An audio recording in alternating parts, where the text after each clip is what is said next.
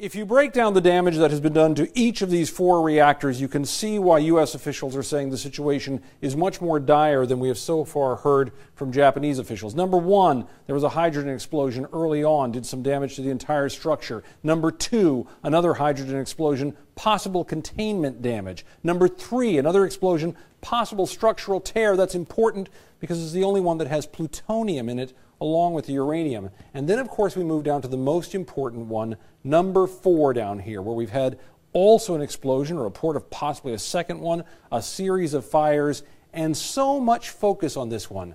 Not so much because of the reactor core. It was shut down when the earthquake hit, and it's encased in this containment facility. That's what the center part of these are contained in.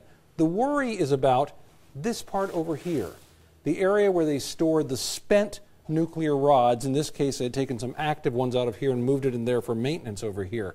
This area is what has U.S. officials so worried because they believe the water level here, for one reason or another, has dropped below those rods. Even though they are spent nuclear rods, they're still radiologically active. And if they're not kept in water and they're not cooled, they heat up a great deal and begin emitting enormous amounts of radioactivity. How much? So much that nuclear experts tell me if these are fully uncovered, and this is not a sealed area, you could be talking about fatal doses of radiation in 50 meters, maybe a little bit more. Huge amounts of radiation coming out.